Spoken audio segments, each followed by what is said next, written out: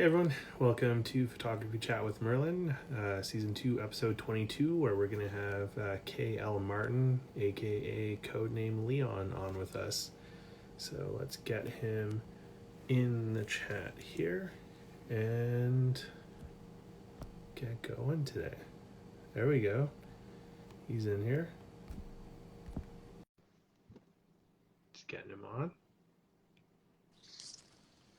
Howdy. Hello. How's it going, man? Hey, living the dream. I realize that statement means a lot more than I used to say it. So living the dream means a lot of things to a lot of people. And what does living the dream mean to you? I got no complaints. That's what it is. Even though I'm at a point in my life where even the worst stuff that's happening Yeah. is not as bad as it could be. I guess that's the way I look at it. Yeah, I mean, what's that Cheech and Chong movie title? Things are tough all over. Yeah, exactly. I mean, it could be infinitely worse, and I'm very lucky to have some of the stuff that's happening to me recently happen. So that's really good. It can be, but also, anything you're going through for anyone out there listening, is just as valid, even if other people. Exactly. Very, very, very important that people Yeah, who are going through things to know that there's validity to. I think there's a lot of people who kind of play this weird. Well, I'm going through worse, so I'm going through worse. No, you're going through it. As long as you make it through it, that's important. exactly. And, don't diminish what you're going through just because it's like, oh, well, other people have it like way worse. So it's like, Yeah. it's all our problems are valid, unless you're racist. And then, Unless you're racist, then your problems don't. Yeah, yeah, your problems are your own. your problems are all yours. Yeah. Yeah, it's some polarizing stuff happening lately all over the world. It is it's an interesting time to be alive in just about anything. It's I give credit to people who have the ability to kind of persevere and get through this, especially artists. The world's not exactly being very friendly to the whole artist community and the things that you do. So I always give credit for people who are still out there, doing their thing and making it happen. I think that's something that's underappreciated in so many different ways in various ways. That's absolutely a great point. Like, it's already hard enough being an artist for the most part because, like, many artists tend to get their creativity from, difficult places sometimes.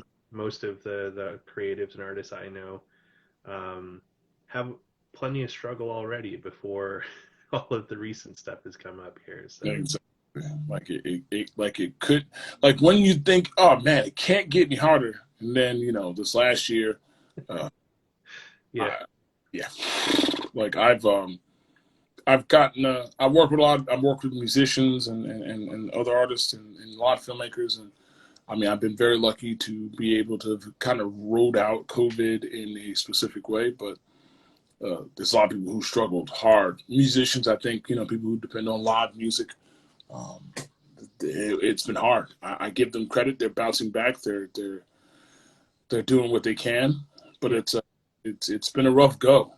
Perseverance is everything. I mean, honestly, but it's been a rough go. I commend everybody who's still out there despite that year of basically nothing and still doing their thing. Absolutely.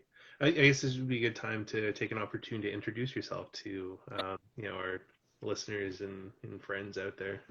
My name is Kevin K.L. Martin. I'll explain where the KL came from at some point, but Kevin Martin. I'm a filmmaker, analog photographer, sometimes digital, but filmmaker, analog photographer, retired professional athlete, and currently a New Jersey councilman. I ran and became a politician. I hate saying that, but just to see how it went. And I teach screenwriting. I'm a screenwriter. I'm also a giant. I usually just put that out there for people who don't know me or have seen me in real life. So that's like my favorite thing. I love being a giant, so I just throw that out there. Well, you can't be too much of a politician yet because you don't have the collared shirt with Oh man, the jacket and the American flag pin. I'm the worst politician in the history of politicians. I'm just really bad at bullshitting people. I don't know how to filter. It's just weird. Like if I don't say it verbally, you'll see it in my face. You know that face like a dog who hears a weird sound. I'm like, like what am I? Why am I dealing? Why am I dealing with this? And I'll say it out loud, like, why is this happening? Like, so I struggle from that too, but it's mostly because like being a Sagittarian. You know, we're terrible with that kind of shit. So, you know, if you don't like something, it's hard to hide it. It's nigh impossible to hide it.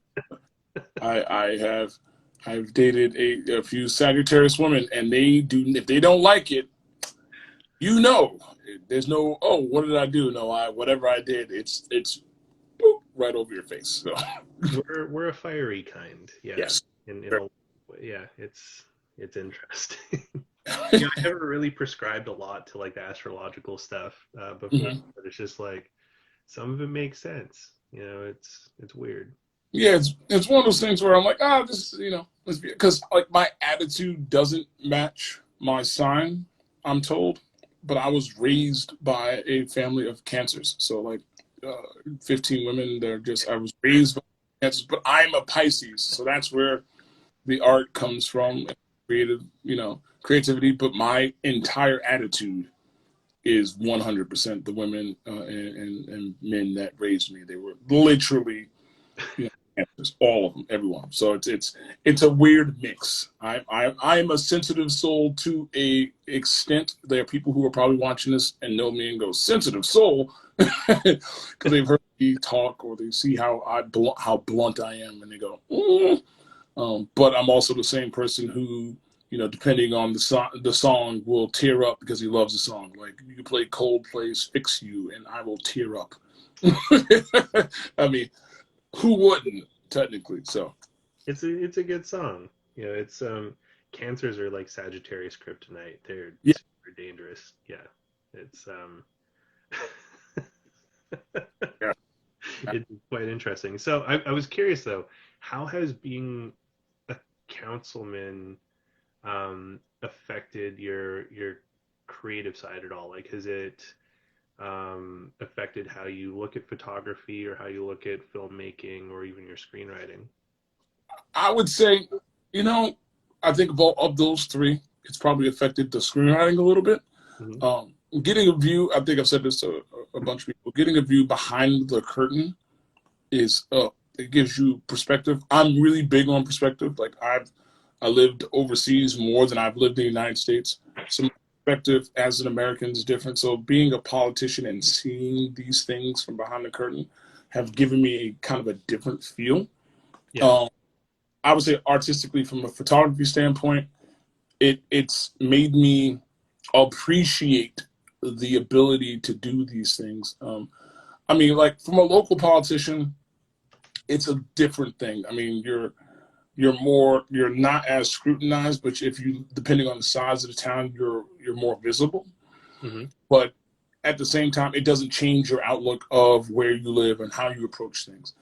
I feel like, if anything, realistically, especially from like a 35 millimeter or like 120 or Super 8, it's actually made me really cherish that role of film. Okay.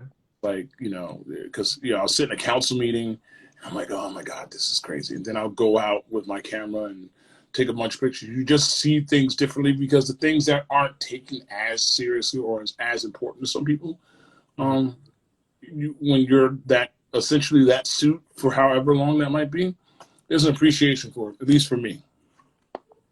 Nice. Yeah, it's interesting when you learn how the sausage is made. Yes. Never look at sausage the same way again. Oh, I have a 1-year term. I actually was asked today if I was going to run again.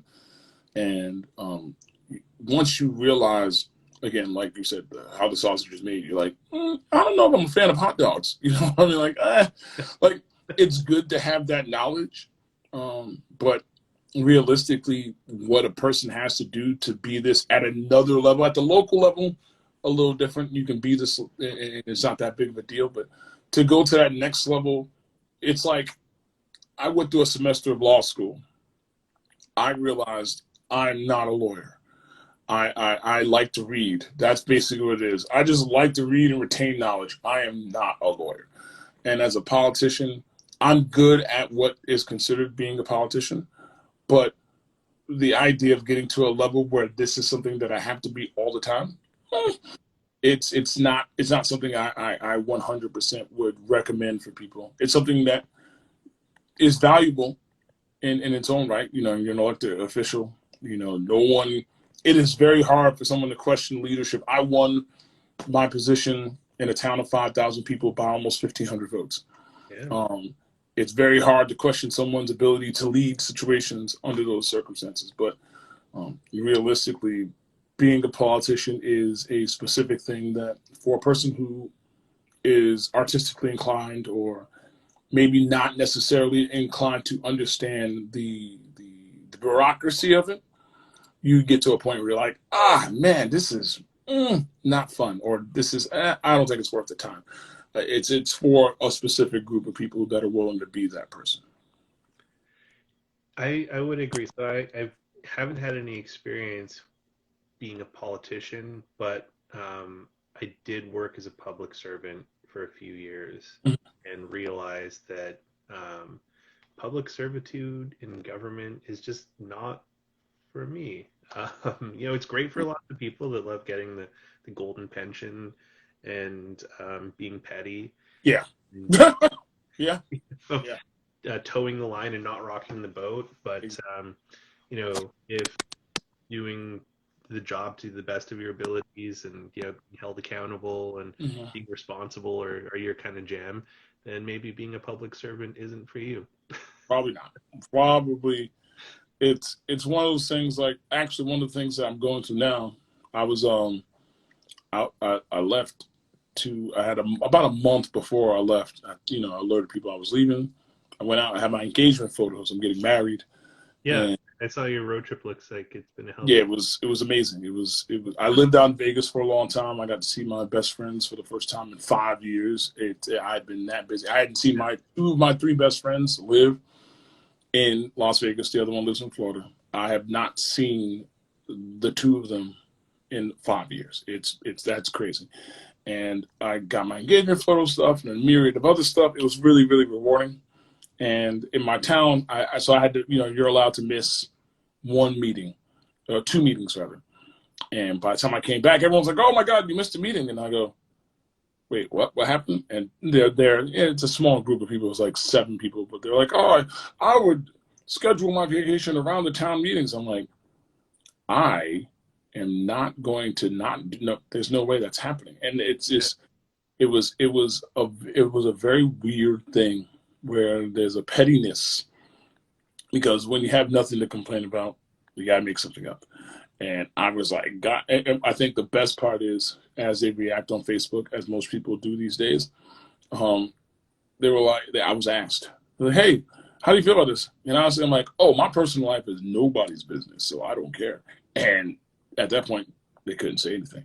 But that's what you walk into as a politician. It's a very weird thing where, especially if most local levels, you're not paid to do it. Mhm. But there's a lot of people who think that they're obligated to understand what you do. I'm really bad at mincing my words. Like, I'm terrible at it. Like, it's like I'm too blunt for my own good. I've gotten myself into good situations, but also terrible situations because I can't be like, "Shut up, Kevin." So I'm like, nope, none of your business. I don't care. And it's gotten me far, but also it pisses people off, which kind of is a cool thing for me. You reminded me of a meme. I've seen it a couple times, but I just saw it again recently where it's just like um, vacation in Europe. It's like, I'm going to be away camping till September. Please send an email and I'll get back to you when I return months Yep. from now. And then it's Yeah. like in the US, it's like, I'm going for kidney surgery, but I'll have my phone with me, so feel free to email anytime. Or Exactly. It's like I as living overseas for 14 years, I explained to cousins of mine the difference between American vacation and European holiday. Yeah. Going on holiday is you're gone. They're not picking up anything. This is what they do. That's it. Vacation, you're expected. I promise you, when we left New Jersey, I picked up I only answered people in Las Vegas at the time. Like if you were not my mother or my grandmother or one of my cousins, you weren't hearing from me. And it's because I really don't. I really bust my ass on a lot of stuff that I do, so I don't get to ever actually kick back and not just be doing something. But yeah, that meme it's a perfect, all encompassing thing of, oh, well, you're supposed to work on your vacation. Nah, I lived overseas for too long. I appreciate my space too much. Yeah, like it's something that we have similar problems in Canada with that as well too, where it's just like, you know, some employers tend to encroach a little bit more in personal time than they should. And like it was while like several years back there was like laws put in where it's like employers can be like fined for harassing employees out of work hours and stuff. um, which is wild to me because like for several years I worked in IT, as an administrator and architect and stuff, and so I was like attached to like an on-call phone for like a huge, like probably a quarter of the time I've existed. I've been like attached to an on-call phone where it's just like can't get drunk, can't go do like certain things because you don't Yeah, like lump on you, and that it just really kind of affects your sort of quality of life and creativity as well too. Like when all that was going on, I wasn't a very creative person, so yeah. It unknowingly to a lot of people. Like, I mean, I've been able to balance it, and it's been great. But also, I'm really good at prioritizing things that are important to me, especially like I'm very happy to have ran and won, but also I really love the things that I do, and I just happen to get paid for a bunch of them. So I take those things super seriously. So I'm like, these are my priorities, and like they're like, oh, you should always know.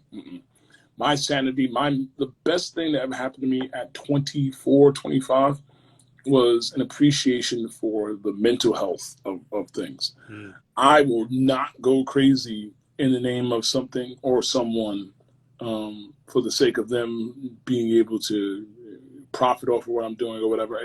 It was something that was crazy to think about at the time, but now people are like, oh, mental health is something.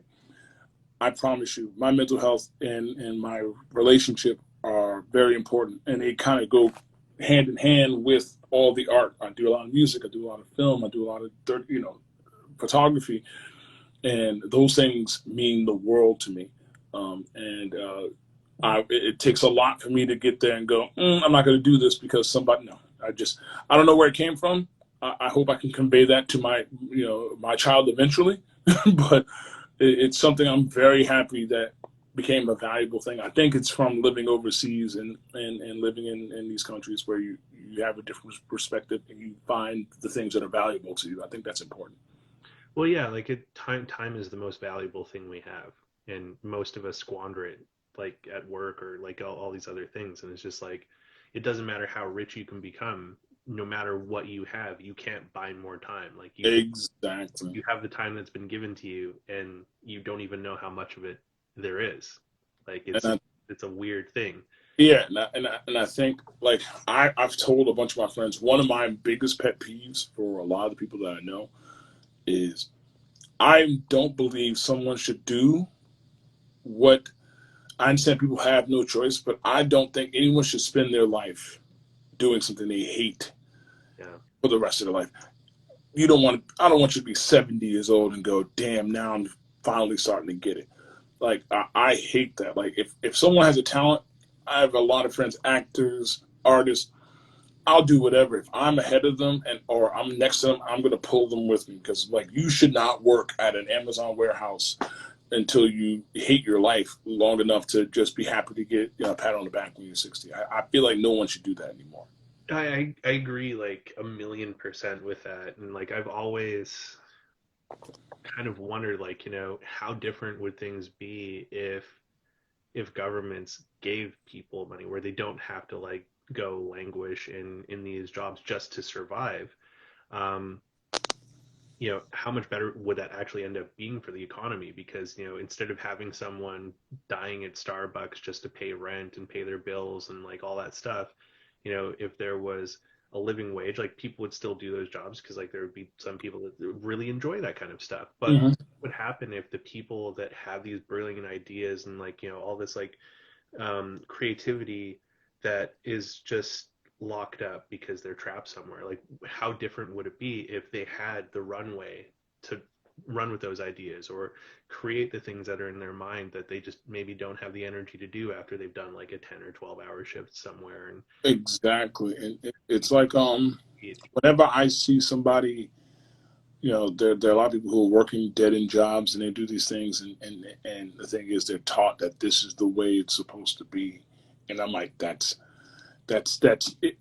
it's actually happening on a smaller level here, where people are realizing they're like, oh, people are working from home, and there's this thought process that people have to work under, under the gun in an office in order to do things and get things done. That's Mhm. not the case. There are people who are like, man, I'm doing really well at home and I'm with my child, you know, but also I'm still being creative because I'm in my house, but their productivity hasn't lost. And there's a lot of companies that are trying to make it seem like, oh, well, that's an anomaly. It's like, no, there are people who like being able to be in a comfortable environment while they don't have to worry about finding babysitters or be able to do their artistic endeavors, which makes them relax. And you're a painter but you're working logistics, you can still do those things at your house and you're not losing productivity, Yeah. and fulfilling it makes your life happier knowing you're at least attempting to fulfill the thing that you are probably more destined to do than being the IT manager of a telemarketing company. And it's weird that has to be explained to people. That's common to me. Well, it is weird, but it's also part of the societal construct that we've sort of grown up in and we've all adopted and accepted as like the norm, where this is just how it works. You get a job, you try to get a mortgage, you meet someone, you do the family thing, and like that's just how life is. And Mhm. that's not everyone's truth. That doesn't work for everyone, and it's being proven more and more that that is really not the norm for a lot of people. Exactly. But I think that like the work from home thing, it's more of a control thing, because you have all of these micromanagers and all this level of administration in organizations that if people aren't in a place where they need to be organized all the time, why do you need so many managers? Exactly. So now these managers are like, oh my God, I need people to get into offices again so I can like, sell my existence, because if I'm not managing people, then What why am I doing? to exist? And the thing that's shitty with managers like that, and I've experienced it myself, and I was just talking to a friend the other day who is they're going through something similar to this, is managers like that, team leaders like that will come across talented people that pour themselves into their work, and they'll see that and they'll take advantage of it, and then they will gaslight the shit out of you to Yeah. keep you in that spot. And that's You make them look good, and so they will never advance you, they'll never give you a promotion, they'll never give you a leg up. They will just keep their finger on you and give you enough of a carrot that you'll like stick around and make them look good. And then they'll always put doubt in your mind that well, you're not advancing because you're just not trying hard enough, so put more of yourself into it. And that's an even more devastating thing, because you're putting so much more energy into a place that isn't giving anything to you. at all. You're giving all of yourself to them, and then you have nothing left for you. And then you just end up feeling like you're a shitty employee or you're not good enough. And like these are things that drive depression, and drive like just terrible feeling. And creatives, I know, like most of my creative friends, the bulk of us struggle with depression and Yep.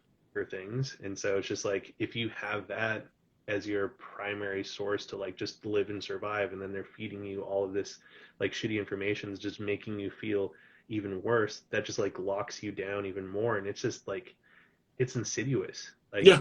it's such an evil fucking thing. And I really hope like a takeaway from the collective experience we had through this pandemic is that this system just is complete, like not even to say, Garbage. yeah, well, like to say it's fundamentally broken isn't a strong enough thing. Like Yeah, it's, yeah. That's undercutting yeah, bad.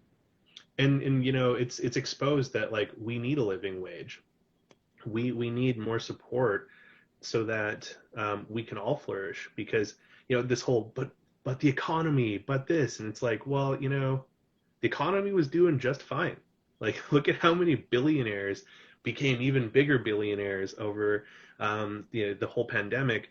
Yep. Meanwhile, the rest of us, how many bankruptcies are happening from it? How many people ended up becoming homeless? Plus, and the Yeah, mortgages and all these things. It just it's hard from an artist standpoint. As a person who prides himself on knowing, I think the thing is, I wanted to learn the business side of things simply because I wanted to be able to find a specific way to be able to do both while not being sucked into what you're explaining. Like, you know, these guys who just kind of gaslight you and tell you these things. And I've like I've always situated myself in a way where I learned at a young age that this is not the way people.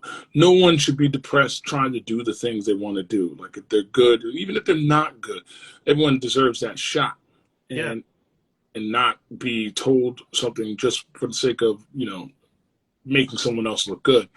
But that's the problem. The problem is you have more people who are selfish instead of selfless, so they don't realize how they affect people by bullshitting them. And then while you might, the worst thing is, fine, if you're going to bullshit someone, at least I hope you're advancing, because right now you're stepping on some poor person's neck. And if you don't, you just wasted your time and theirs. So now you might be fine, but that person who propped you up, yeah, they're fucked. And there's a lot of people who don't understand that. It feels like common sense to me. It always feels like common sense to me, but common sense is not common. So it's I'm like, I know 1+1 is 2. I'm sure of it. Like I was taught this, and somebody says no, it's Apple, and I'm like, I don't even know how you got there. Like, explain this to me. And all they want to do is try to keep you at a certain point. And I know there are people who are not artistically inclined. I get that, and I've recognized that there are more people who have issues with artists simply because they don't know how to do it. There's a lot of that. yeah. Like, if you're a good painter, just because you can't paint doesn't mean your job is to take that person down a peg. If anything, you should find your way in this world, and it's not meant for you to just work yourself to the point of breaking your body down and then looking back going, damn, did I just really give up all of this for, you know, 60 years and 20, 30 years and a pat on the back? Yeah, Like, exactly. And no one's going to get a gold watch anymore. no, it's like, a good. Maybe at best. Yeah, they're avoiding giving.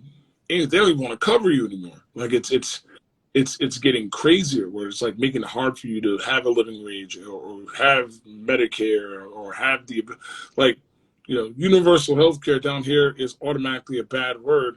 But I'm like, but you don't want people to suffer, but you don't want to pay. It's almost oxymoronic. But don't you're being communist. Don't be a communist. Exactly. Even though technically speaking, and I always laugh, I think this is like my favorite thing to do with people who talk about, oh, well, that's socialist. So I'm like, okay, so you're a capitalist. I'm like, I always say nobody wants to be a real capitalist. A real is dog eat dog.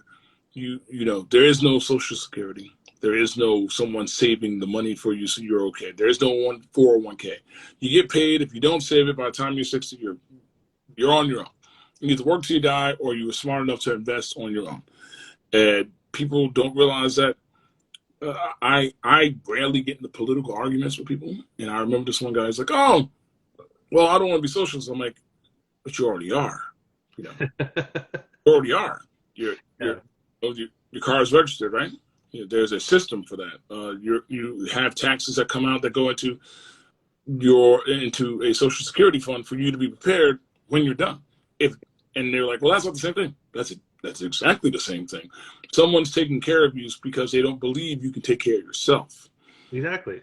So how are you? What do you expect to happen here? Like, if that's the case, they should just pay you everything, take out the taxes they need to. If you're 65 and you don't save all your thing and you're broke, that's capitalism. You're Good fucking luck. dead. Yeah, Exactly. Like that's capitalism. So it's funny because like in Canada and in the States, like there's a lot of socialist underpinnings, but they're just vilifying it now.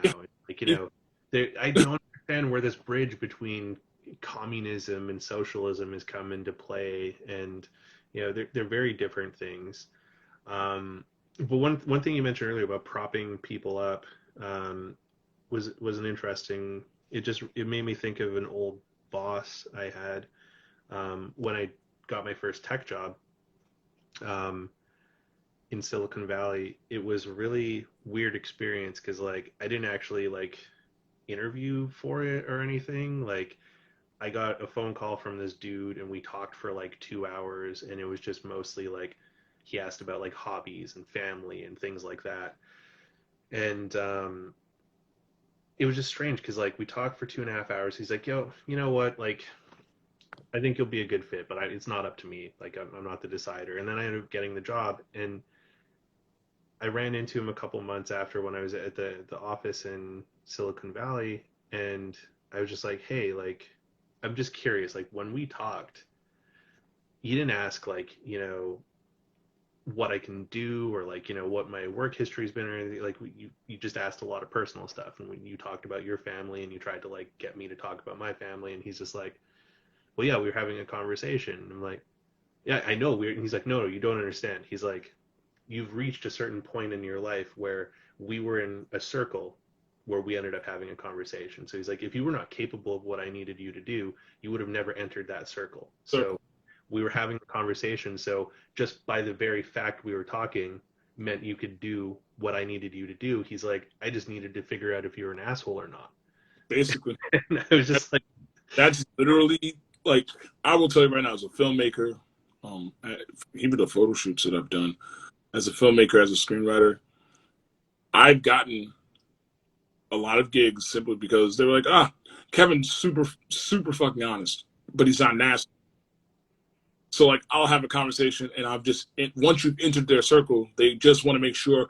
Now it's like okay, like I get a lot of rewrite stuff. I get a lot of book adaptations and stuff like that, and yeah, it'll be like them going, all right, we've had 2, 3 strangers rewrite this. Hey, Kevin, we'll pay you to rewrite this because we know you'll nail it. And these are people I've met simply because they were like, oh, Kevin's not an asshole and he's straightforward. He's a straight shooter in that sense.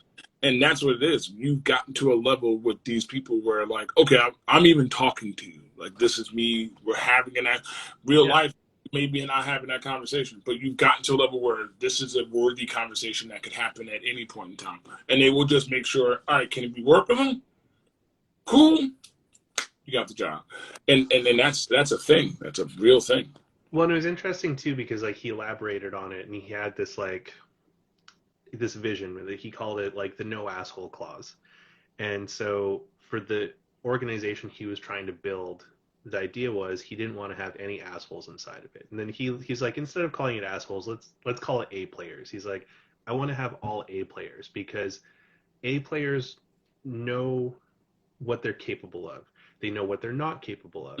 They know that it's not a bad thing to say, hey, I need some help, Yep. or help prop up another person that's working on another thing, because if you're all A players and you know what your lane is, there's no fear of being threatened, where it's just like, oh, if I help this person out, that's going to make me look bad, so they're struggling, I'm going to push them down so I can look better. It's like, no, And like A players all work together, but the moment you get one B player in the mix, the shit starts hitting the fan because yep. that person immediately feels threatened by everyone else, and so they're going to try and attract lesser people than them, and then you just have this cascading fucking chain of assholes that ruins everything. Yep. That's the problem we have in our world right now, is we have a That, cascading chain of assholes. that's the thing. It happens in sports. Some of Yeah. the players I've ever been a part of, the teams I've won championships with, have been knowing your role. I had a coach in college, name's Dave Balza. I went to Florida Gulf Coast, and he used to hand out a 2-3 page paper and say, this is what you're meant to do on this team. If you do these things really well, we will win and you will do better for it. And I remember mine to a T. I was supposed to average 10 points. My goal is to always have over 12 rebounds, and I was supposed to use all of my fouls every game and block at least 3. He's like, I don't need you to score 30 points. That's not what you're here for. You're here to play defense and rebound. When I need you to do more, I will tell you to do more. But mostly, I need you to fit and be a cog in this machine. And we got to the NCAA tournament, and it was the first year they actually got to it, because everyone knew their role. And you had a bunch of A players that were like, okay, this is your job. I'm going to help you do your job to the best of your ability. If you're a scorer, my job is to protect you. If you're a rebounder, my job is to help you rebound even more. And the problem is there's not enough A players around. There's a lot of people who are just constantly threatened. Yeah. But like, I teach screenwriting. I will tell you right now, my goal is to I have a class of 8, maybe 10. My goal is to make 10 new professional screenwriters that they can get in there and do something that is different from what I'm doing. I don't care if they take jobs from me. I've been in the game long enough where I know I will consistently get work. My job is to make sure that they are very good at what they do. Because honestly, it looks good when they look good for me. Yeah, exactly. Because that's, if you're helping create and foster success, then that's just naturally going to be success for you too. And, coming back to photography a little bit, that's one of the sort of dark, shameful things I hate about the photography community is there's a lot of gatekeeping in it, or in like this elitism and stuff like that. Especially when like, newbies are getting into film and stuff, and it's just like, why do that? And I'll never understand it. Like, I've quietly been doing it for a long time, and then when I started doing more of it, which is more of a reflection of the people I have in my life now, whereas I was quietly doing it, and the people around me thought it was like a cool thing, but didn't really take it seriously. And I have a group of people in my life, my fiance specifically, who think it's like the greatest thing in the world, and they push me to do it and keep getting better. And I will always do that for the people, especially for film photography, because everything old is new now. So there aren't a ton of people who have the patience to be a film photographer. There aren't people, they just want to be able to click on their phone, and you show them that love. But I love helping create those things. And I've run into some gatekeepers, and there are people who've asked, I won't even call them out. A good friend of mine, he's out in Cali, fantastic photographer, film photographer, Polaroider as well. But when people ask him questions, he's like not willing to give them because he thinks they're going to take his place. I'm like, you've been doing this 10 to 15 years longer than I have. No one's going to take your place. You're already doing this. You have gallery shows. You have all these things. You're doing fine. Yeah. For me, I'll have them they'll ask me the same questions. And he's like, why are you just giving away that information? I said, because it's a value to everybody. It's not like they can't go looking for it, but they happen to ask me. I'm going to tell them, especially for the Polaroid stuff. Like I love 35 millimeter. I love Super 8, and I love Polaroids. And explaining to them, certain type of Polaroids, the old school ones, the new stuff, and why I like this or don't. That's information I'm willing to talk to them about, because why should I upend somebody? They're not going to take my spot. They might make their own spot. Most people who do 35 millimeter or Super 8 or Polaroid end up having their own lane all the time. It's not like they're going to do the exact same thing. There's Lou Polaroids. He actually lives in town next to me. He reached out to me, and we take similar pictures. But now he's starting to kind of find his own aesthetic, his own style. I think he joined in on here. Yeah. It's on He's roll through. aesthetic in his own style, and you can tell. And I love watching that. I love watching someone take that 35 millimeter or that's Super 8 and that Polaroid and be able to be like, I think I like this, and that's great. I'm here to encourage that. You're not taking my spot. You're gonna be right next to me. That's what I want. That I don't want to be the only Polaroider around me. I don't want to be the only Super 8 person around me. You know, because that's kind of a big thing out here. And on the East Coast, there's not I mean, the aesthetic is a big thing, but there's not a ton of people who are willing to have the time and the patience. They just want to, like, digitally, if I'm filmmaking, I do a lot of digital. But Super 8, Super 16, 16, stuff like that, I love that. I have the patience for it. And other people who have the patience for it works for everybody, you know? And people don't see that. People just see people as, oh, they're trying to take my spot. There's room for everyone at this table. Absolutely. And well, and the thing too is like just because you share some knowledge with someone doesn't mean that they're gonna immediately like be able to do what you do. Like there will always be biters and people trying to like, hone in on a style, but no one's ever gonna be able to do exactly what you do because they don't see the way that you do. They don't, create the way that you do. So if you share it, it doesn't even matter. Like I always think of recipes. Just because you could go buy a Gordon Ramsay cookbook and see the recipe that Gordon Ramsay cooks doesn't mean you're going to make a Gordon Ramsay level fucking It, meal. it may not it may not even taste the same. It might taste really good, but it may not taste anything like his. And the Exactly. thing, you'll never know the taste difference, but someone might think, wow, this is really good. That's your version of this. And everyone has their own recipe. Everyone has their own thing.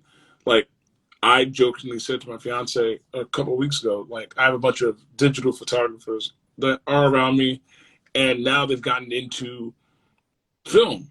And I know it's a direct correlation to the fact that, I go through, I know how to fix these cameras. I know how to refurbish them. I know how to do all these things. And I'm more inspired that they see my stuff. And sure, they can bite on it. But the fact is, I've made 4 or 5 new film photographers. This is not such a singular thing anymore. It's not just me in the circle. Now all of a sudden we're talking to each other. We're asking each other about disposables and old school, like the Yashica Flex is like 60 years old that I carry around and all. I love that because now I'm not talking to myself. Exactly. We all talk. We all shoot differently. We all shoot things differently. We shoot at different times. Some people like golden hour. Some people like portraits. Um, the thing is that now we have that conversation, and I always joke. I'm like, well, they totally bit off me. But the thing is, I have 7 new people who are now having a conversation with me about things that they don't know, and I'm here for it.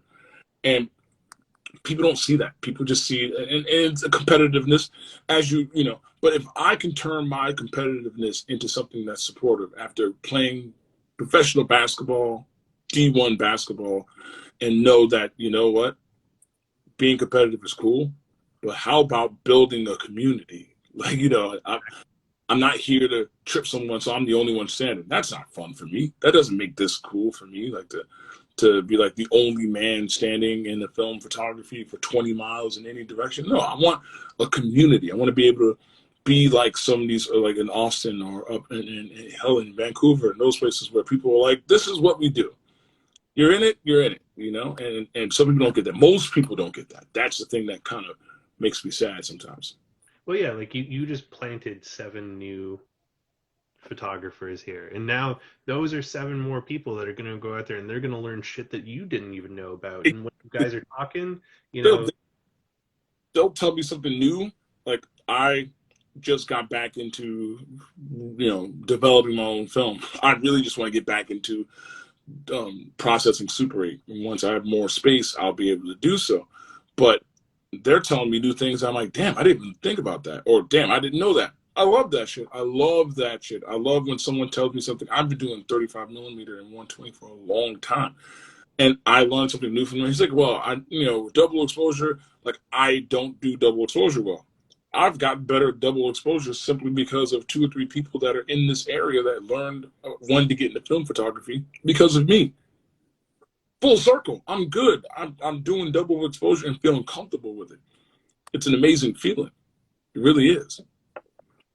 Yeah, I had an interesting experience yesterday. So, Big Head Taco was in my hood, and he was like, "Hey, you working? Grab your camera, let's go." And so we went for a walk around my hood, and he took me to meet this guy, a friend of his, who turned out to be like old homies with Fred Herzog back in the day before he passed. Oh, I saw the story. Yeah, yeah.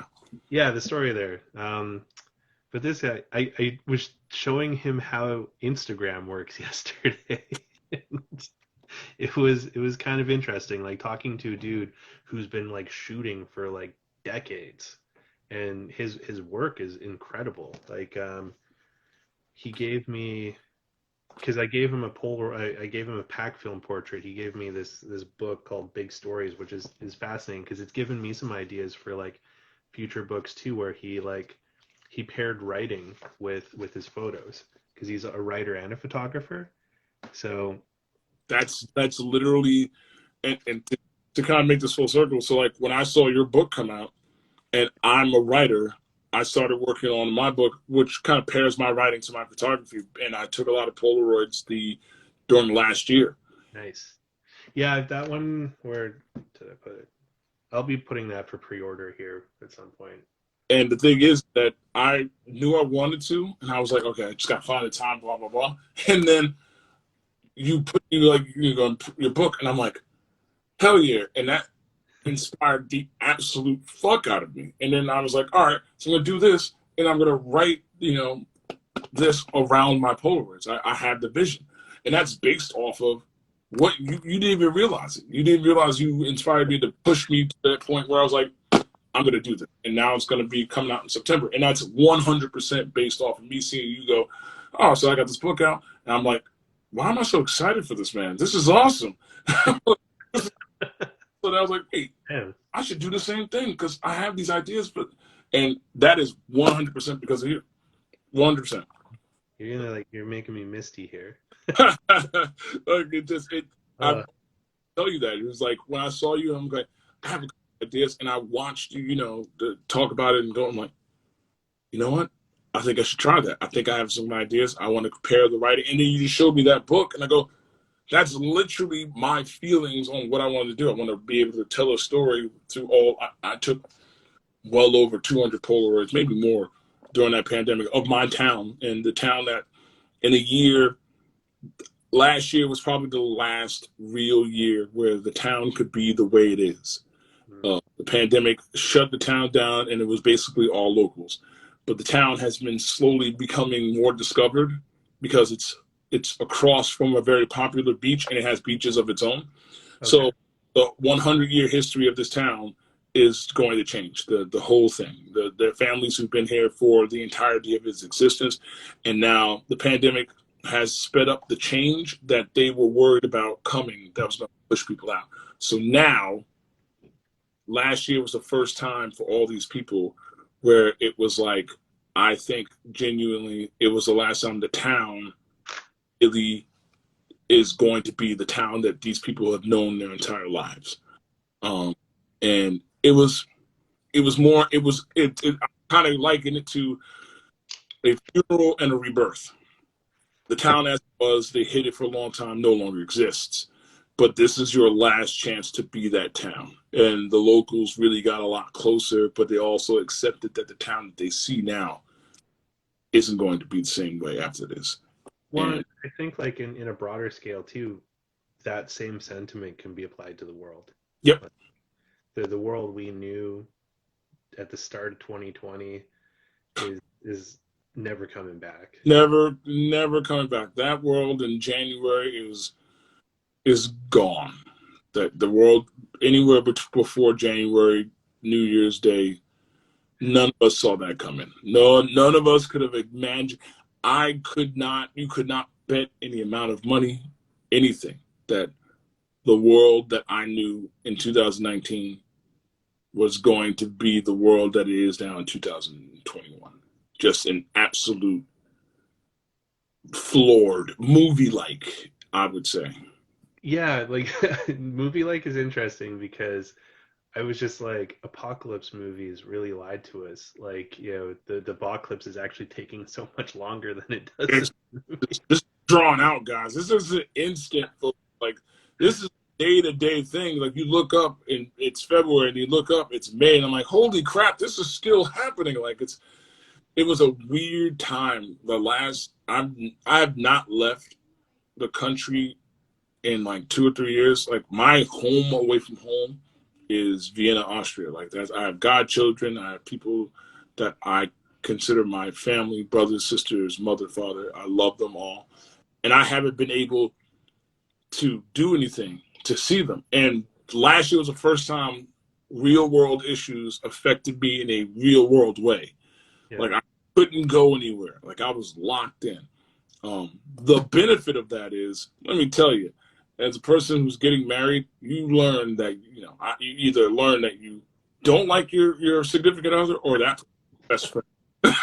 You literally, you come out of this in a relationship and you're good. That is the person you should. Like Jessica's like my best friend in the entire world, and we were trapped in a house with each other, and it never even came to the point of wanting to like, oh, I can't stand you. It was like always laughter, and we were there for each other, and that is something that I appreciate.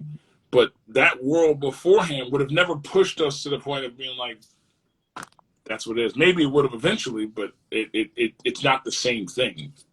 Well, and it's interesting you make that point too, because like I think there's a lot of things that we're seeing movement on now that I don't think we ever would have had it not been for the pandemic. Most namely, like the race issues. Yes. I don't think there would have been as large of a reaction in response to what happened to George Floyd had we not all been stuck at home. 100%. I think it would have been a passing news cycle that would have came and went. Yeah. People would have been mad, but it would have been forgotten about. Or not forgotten about so much, it wouldn't have been as big of a deal because it would have been static because, like, if we were all sitting in bars and hanging out with our pals and doing it would just be because it's become normal, like it's a normalcy there. So it's like another school shooting, 10 kids. Which is morbid, which is so morbid, where we are just numb to things that shouldn't be happening on a regular basis. Right. People being shot by police. We've become so numb to the idea that this is normal. This is not normal. No. It's not normal.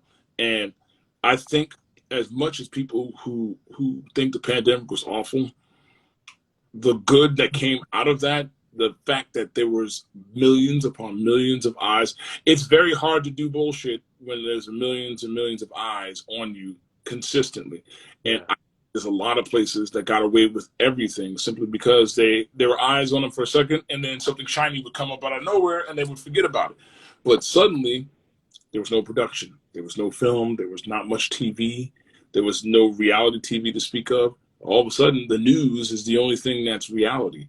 And you're looking at these things, you're going, wait a minute, this guy, he was on his neck for 9 minutes. Why would you even do it? And suddenly people are like, wait, has this been happening forever?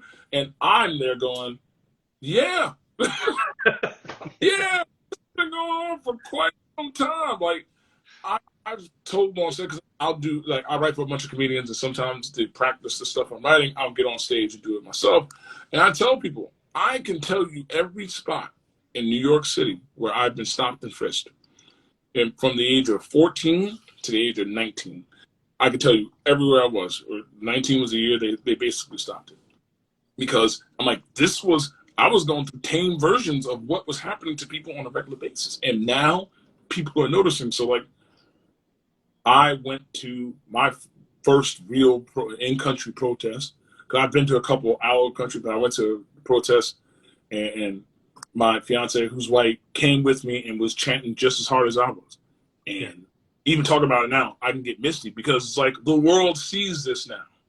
They see it, they hear it, they know the things that I have to sit and think about on a regular basis. Like even things like I have a Super 8. I have to be very mindful of that Super 8 because it opens up and it has the trigger and it holds like this. I have to think like that. And she's gotten to the point where now she thinks like that too. Be mindful of this, be mindful of that. And I remember, like, right when we first started dating, she was like, you have to think like this all the time. Like, I do. Like, I have to be so mindful of my surroundings or how I say things or what I do. But the consequences for me have never been crazy. Consequences for any of, Tamir, Price, and all those guys have been death. So I was just very happy to see the world they're in a house. You're paying attention now. And people are it gave me hope. It gave me hope that there are people out there who go, oh, wait, this is unacceptable. I'm like, you know what? Absolutely. This is fucking unacceptable. And people came out in droves. There were people that I wouldn't have expected to be out there. Um, I know some photographers who I'd never even had many conversations with out there and chronicling this, and I was just happy.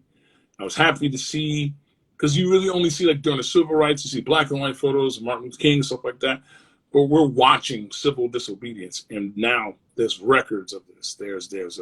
There's people who have seen it in every which way, digital, film. It could be a goddamn smoke signal. Everyone saw it, and it was a wonderful feeling to know that part of the world is paying attention. Yeah. And so far it looks like it's staying that way, and I hope it does. I really hope it does.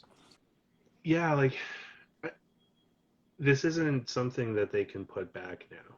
Yeah, you can't. The genie's not going back in the lamp. It's this. Exactly. Yeah, you. Just the same thing with Trump's rhetoric when he made hate great again and Oh, made it cool to be a racist. I was like, this is going to be a really fucking interesting Pandora's box that he's opened up here, where all these assholes are coming out being racist fucks, thinking it's cool because yeah, this like fucking orange cheesehead is yep. on a world stage. And And is that, as I said to people, there are people who used to say this in their house. Fine, say it in your house. yeah, We've accepted. We can't change how you are in your house. All of a sudden, this man made it clear that they could say it out loud, and that was terrifying. I mean, I get away with a lot simply because there's a lot of people who, at 6'11", the approach to me is different. I don't get the overt racism. I get what I've coined and literally said on stage 100 times. I get what is either subtle racism or auction block racism. I mean, like, I get the racism where it's like, wow, you're a big guy. Like, little things that they're not going to say to me in a bad way because they don't know what kind of person I am. yeah, But there are people who are normal size and don't have that fear. And these people are just saying whatever the hell they want. And it was made to be okay. And I think last year was really the first time where I was like, someone would say something. I'm like, no, absolutely fucking not. And they were like, oh my God, Kevin. I'm like, no, this isn't okay. This is not okay. And that has to happen more. And I think the world kind of spoke up to that. And it was a fantastic feeling. It was a fantastic feeling, but it was also a terrifying feeling because I have a lot of friends between the UK and Austria and Germany, and having them call me, South Korea too, call me and say, hey, Kevin, you want to come here? Before they close the door, you want to be on my couch? Like, we'll find you a place, we'll do whatever. And I'm like, I'm sad that you have to see this, but also I'm happy that you know that you're like, let's reach out. And yeah, my perspective as an American has always been skewed more European because of what I've experienced and me looking at my country from the outside looking in. So all these things I would see, I've been seeing for years. The pandemic last year made it more prevalent. Now you can't unsee it. This is happening. This is in the White House now. I think the White House was this was the first time that federally something up here was actually bothering my life down here. absolutely, yeah. Usually it's just, all right, they just throw shit at each other and then new guy comes in. And they throw shit at each other. But this is the first time they threw shit at each other and I'm getting hit with it. I'm like, wait, hold on. What the hell is happening? And I think the pandemic, for what it was, as bad as it was for the death that it caused, there was a bright side to it. People who see this is not acceptable. And I love it. I love it. It makes me proud to be a part of the situation. I agree too, and it's interesting because like it steeps in all areas of our life. Like I'm part of a small group of people of color inside of my company that are fighting against our corporate culture because they were trying to do some, what is the racial equity training to, like, everyone above board and all that. And you could tell that it was written specifically to make white people comfortable and get like the check mark of Yeah, like, there, we did it, we had a conversation. guys, but And you're cool. Like, exactly. And there was like four of us that we all had different sessions, and these sessions happen all over the world because I work for a global company. And the four of us got to talking with each other, and we were in four different sessions with like different trainers and all that, and we all left angry. And we were like, this can't be isolated to just us. And what was alarming to us is like, we were the ones that stood up while these conversations were happening, which were being whitewashed, where things were being said that the trainers were supporting that were problematic. And had they not been questioned, people would have just been like, oh yeah, this is my new nugget of information I learned to be like a racial ally and stuff like that. But it's like, no, it's wrong. yeah, Like in my session, a dude was just like, this is going to be controversial, but I think Black Lives Matter is actually racist, and they're militant, and I really think it should be all lives matter because like everyone's important. And I was just like, are you fucking kidding me right now? No. And then the trainer was like, yeah, I like that. All lives matter sounds more inclusive. And it's just like, what? Like, no. Like, stop this now immediately. Put this shit away. exactly. Stop. And it's just wild how easy it was for people to jump on that bandwagon and be like, yeah, you know what? Yeah, everyone's important. It's like, yeah, everyone is important, but we need to highlight what is happening with specifically Black communities right now. Like, there's all people of color are being attacked right now, but there is a massive issue with what's happening which has been happening for like fucking centuries now in the U.S. And it's just like, this is not a new problem. That's the It's thing. just The new, getting worse. it's not a new problem. This isn't just something you have. No, it has been an ongoing issue, and it's very hard for me to like understand how people. Fine, you may not have known it, but don't make this seem like, oh, this happened like the last couple of weeks. Nope. My mom, my grandmother, and my great grandmother and great grandfather, my father, veteran, all those guys, they've all gone through some measure of this. Everybody in my family, no records, nothing. We've all gone through some measure of this in our lives. That's insane. Four generations of versions of this, like it's a lot. It's a lot. The fact that we've persevered, and my mom teaches, my grandmother was a professor, like these people, they busted their ass Yeah. in much harder times than what is happening now, but we've done versions of this, and we've persevered. Not so many people are very lucky at that point, and it's weird, but I'll take the fact that people are like, oh, this is a serious matter. I'm like, unlike a lot of you, it's been serious about a couple hundred years, but whatever, it's fine. You're here now, do something about it. Yeah, It's it's like, welcome to the party. Well, and then it's funny too because like I've been having a lot of conversations with my American friends as this has been exploding down in the States, and they're like, well, at least Canada doesn't have. I'm like, no, Canada is rife with racism. I would say even more so than America. I've heard that. Heard it. I have only my time in Vancouver was me basically in a room, so I didn't get to experience it on a large. But all of my friends from Nova Scotia all the way around, they will tell me, they're like, oh yeah, don't worry, this is happening here too. I'm like, oh, okay, all right, that makes sense. Now I've heard some stories. I'm like, wow, there's a lot of people down here who think being up there would be in a better position. I'm like, oh, guys, I've seen some things, but I've been told some things. It's not going to be much different. So like the one thing, the only thing that I appreciate about the American brand of racism is that it's very overt, and you just know, Yeah, like when it's happening, You know it's happening. It's exactly like up here. It's kind of like, sorry, we don't really like your kind here. Like, would you mind just like, oh, sorry about that. Like, it really, polite. it's upset. I don't want to inconvenience you, but your presence makes us uncomfortable. Wow. And yeah, it's weird. Like it's I honestly, yeah, I'm okay with overt. Because overt, I'm like, all right, I see you coming. Polite racism, I'm like, the fuck? like I can just see my face go, wait, I can't tell if you're trolling me or not. And then you're like, oh my God, you're serious. It's almost like racial gaslighting. Oh, bro, that sentence. Oh,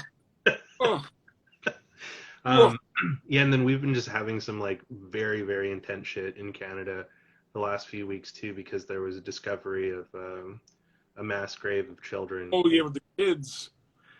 Yeah, and so there's a school in Toronto called Ryerson, and the guy there that the school's named after, he was one of the chief architects of the whole residential school thing, and there was a statue of him that people have been wanting to have taken down for quite some time, and it's been just getting vandalized repeatedly over the years. But there was a huge protest recently, and they ended up like someone just chained it up with a truck and fucking ripped it right off of its pedestal, and then they like decapitated it. Like it was wild. Like this group of protesters like just like straight up like, fucking smashed the head off, ground the head off, and then they served it to one of the elders. There was an elder there, and they like put it in front of him as like a peace offering, and he kind of like stood there with his like foot on top of it, and then they threw that shit in the fucking harbor. I love it.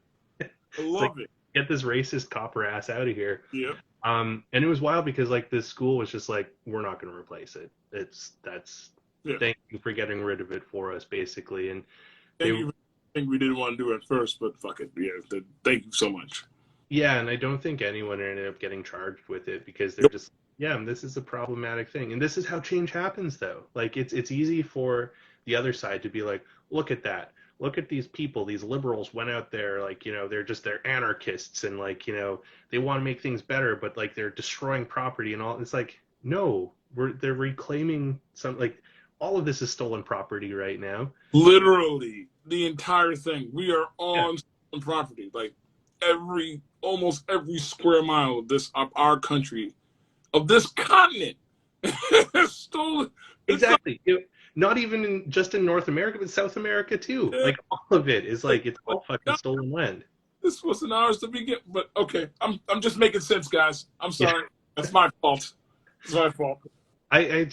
I'm glad that these types of things are happening now, because I don't think, had we not been trapped in this pandemic, would these start happening. And like I'm really hoping that it's also going to start help with the inequities that we have socially as well too. Like, yes, it's made it very apparent that like capitalism doesn't work.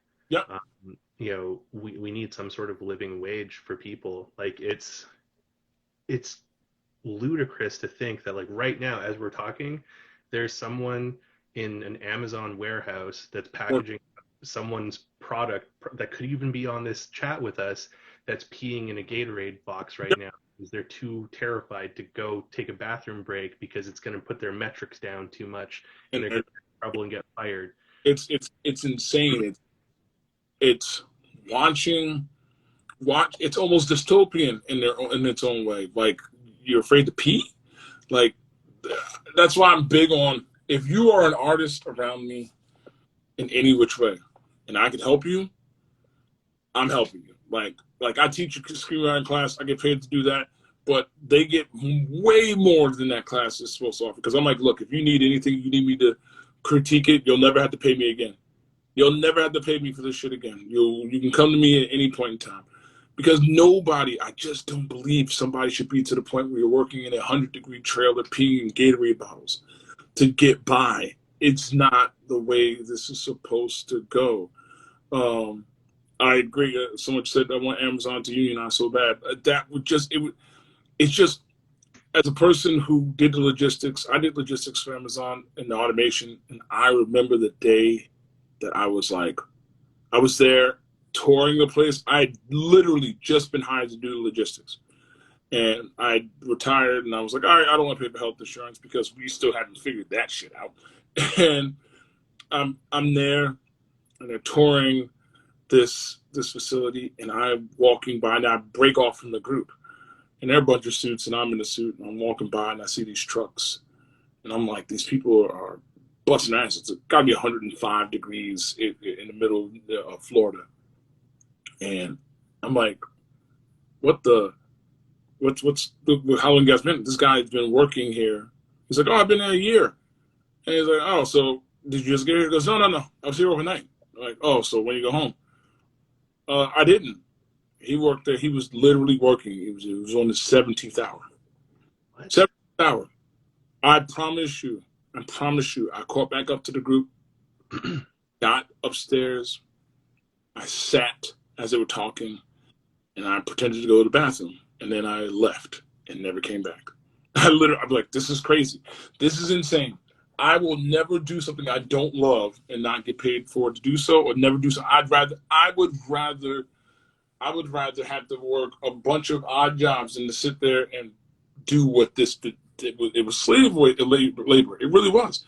And it became sort of my mission to make sure that anyone who comes in contact with anything that I do, if I can help you get to the point where this is what you want to do for your career, I'll never, like in music, I always say, if you're looking to be famous, I'm not the guy. For to do this as your career, whatever this is, I will do whatever I can to help you, because no one should just work themselves to death. No one should, absolutely not. He worked 16 hours. Like, I didn't even know that was legal. Like, it probably isn't. It probably isn't. He probably clocked out, went to sleep in his car, and then came back. What? Like, that's insane. Well, and that's not living either. So it's like I worked for a small tech company that, like, tried to make themselves look like a cool, like, family kind of thing, blah, blah, blah, whatever. But then I learned, like, most of our tech staff was being paid, like, well below the median. And a bunch of them were super struggling, to the point where, like, a bunch of them were, like, getting second jobs just to be able to, like, live. And it's just like, yo, if you're doing this job, you shouldn't, like, this should be enough for you to live off of. Like, you should be able, this should be it. You shouldn't have, look at, like, for the roles they had, like, if you looked at, like, the market, like, what they're getting, like, they were being paid, like, at least 20% under what they should have been, if not more. Like, it was a huge gap, and I was fighting to get them more money, and it was getting me in trouble with management a bit. And then I was like, I gotta quit. Like, I can't be here anymore. They didn't want me to quit because, like, they needed me around. And the CFO had a conversation with me. He's just like, well, would you stay for more money? It's like, well, yeah, like, that's one of the reasons why I'm leaving, is like, you guys don't pay me enough either. So it's like, I need more money to survive. But I was like, if you're going to give me more money, are you going to give everyone else more money? Because I can't take more money and then go work with these guys that I know are struggling and feel good about that situation. So it's like, unless you're going to make them whole, you can't make me whole. And like, well, we can't afford that. It's like, well, then I can't be here.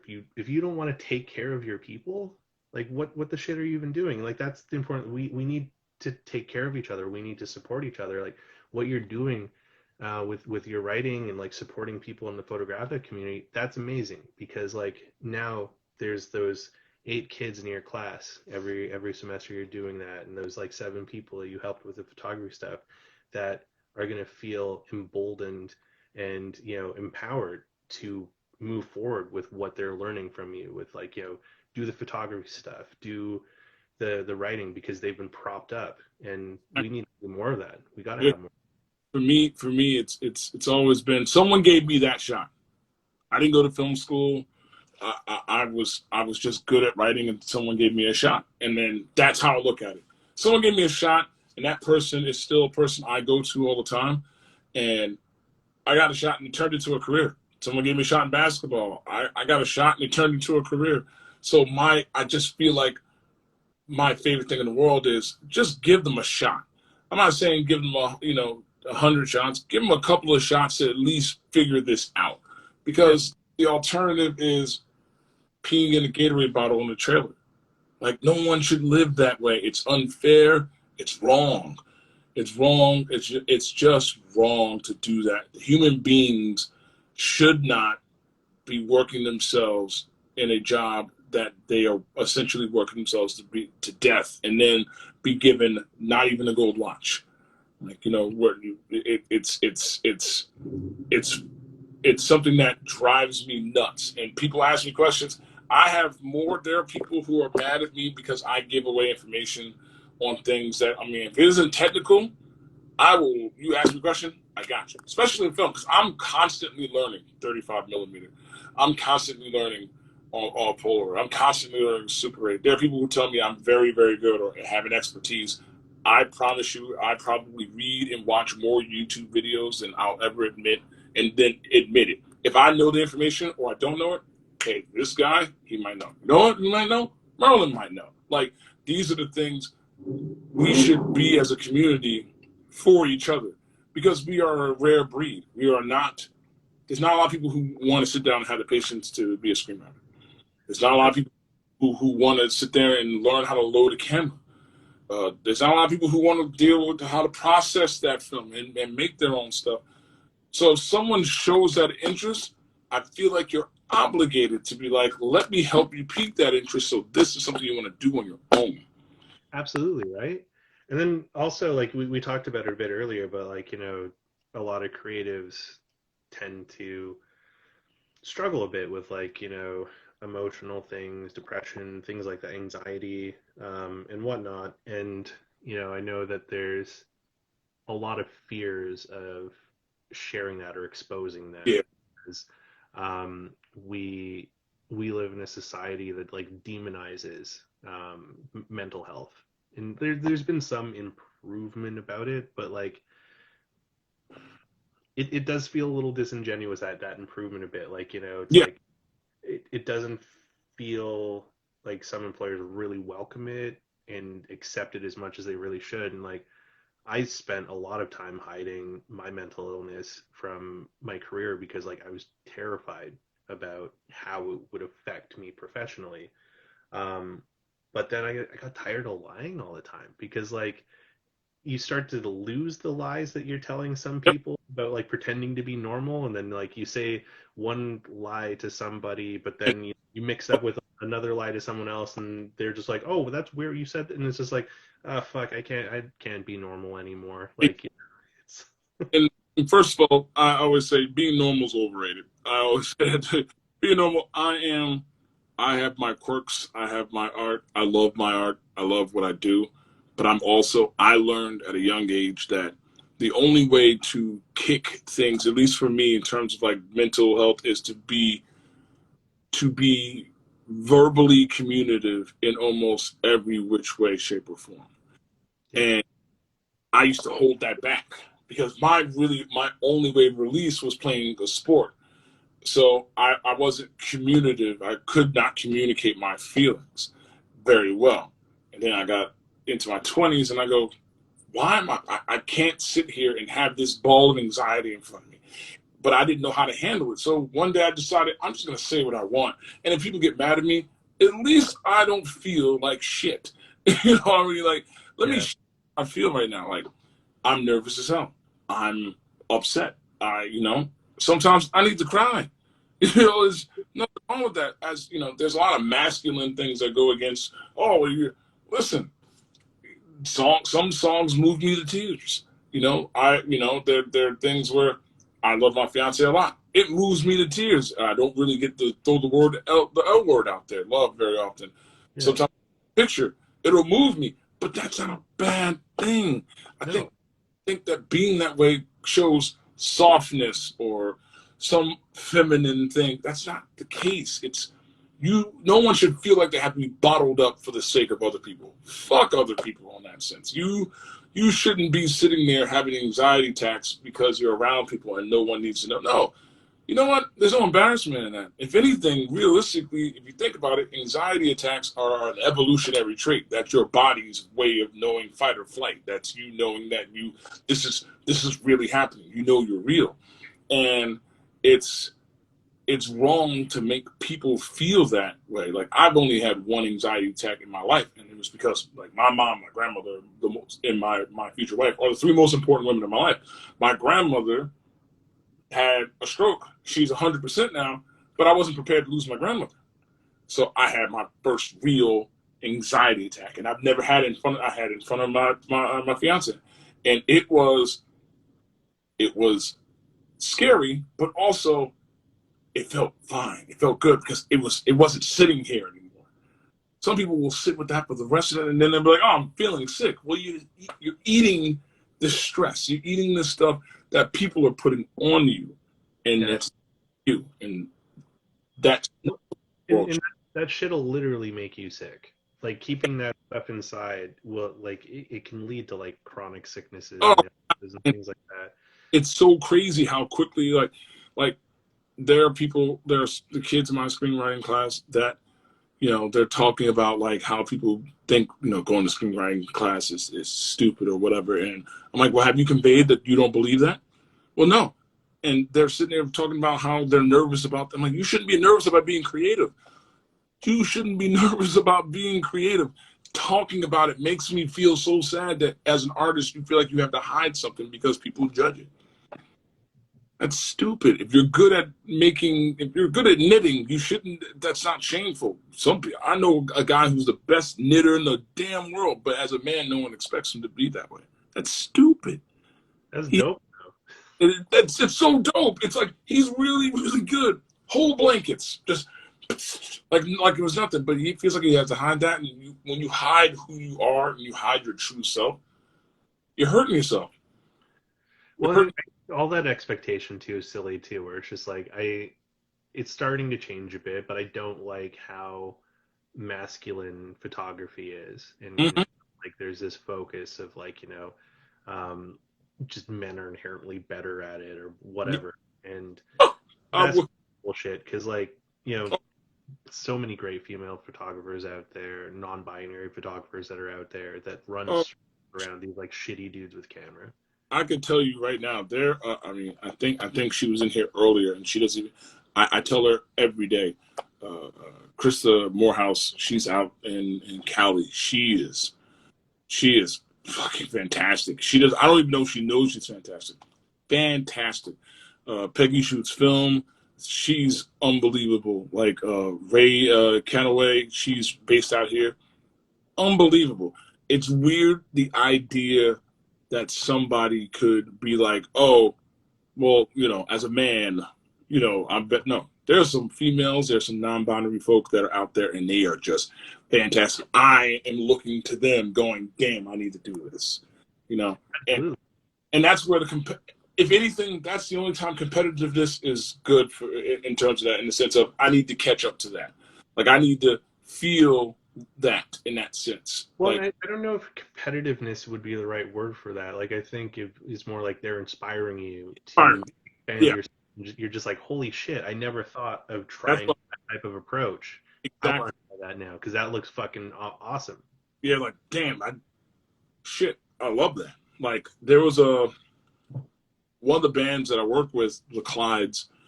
They were, they wrote a song called "Fate of California," and one of my favorite pictures from Krista is this, like, it's like the ship. I think it's like an abandoned ship in Bondi Beach. I don't know. It's in California, in the middle of the desert, and it's fantastic. And I had a picture that I thought was good, but I knew her picture was so much better. So I went to her, I'm like, look, can we use this for an album cover? And she looked at me and goes, are you for real? I'm like, yeah. She's like, I've seen, my pictures. I've done a bunch of. I'm like, your picture is that much better. I'd rather your picture be on this album cover. And it went so. It was so surprising to her. I'm like, I will always be the first person. If someone's doing better and it inspired me to do something, I will always point to that inspiration. Just like, the book. I'll tell you right now, I told you, you inspired me to go, I need to write this book the way I want to write this book because it's out there to be done. And that's one of my favorite things. In art, you're supposed to inspire each other. It's not a point. It's not like basketball. You're playing against a team. The best, most points at the end of the game wins. I read this book. This inspired me. I watched this movie. This inspired me. This person's film is unbelievable. That inspired me. There are people in the UK, my friend Alex, who we've never met. He is a fantastic Super 8 and 16 millimeter filmmaker. He tells me I'm good. I'm trying to be and keep his stuff inspires me so much. It makes me want to consistently always work and learn new things. That's what this community should be about. Yeah. It's not a dog eat dog thing. We can all eat at this table. We all have different perspectives. This is why things look. We can all take the same picture. It won't be the same. Well, exactly. Like you see that when you go out with a photo walk of people, and when people are sharing their photos after, there could be 20 different photos of the same thing. Exactly. Different photos because they're from 20 different perspectives. Yeah. And I think that's a thing a lot of people don't understand. Perspective is everything. Yeah. It's like cinematography. Like, there's a lot of cinematographers, but the way I see things and light things and get behind the camera and the way, Alex in the UK does, it's a totally different feel. But that's what makes art, and that's what makes things unique. We don't shoot the same way. We don't write the same way. But those things make us unique in the simple sense that someone's going to want this. Someone's going to watch this. Someone's going to want to be around this. And it's just not a lot of people who get that. Take a stop sign. I could take a stop sign. I might have a completely different. I know people who are great black and white photographers. I am meh at black and white. I love black and white, but I'm mad. But I look at all the black and white stuff you do, a couple other friends. I'm like, you guys crush black and white. I want to learn more and feel comfortable about black and white and at the film level. And I have a bunch of Ilford that I've just been itching to go, okay, I'm just going to take the plunge. And that's the way it should be. It's an inspirational thing that people can do well.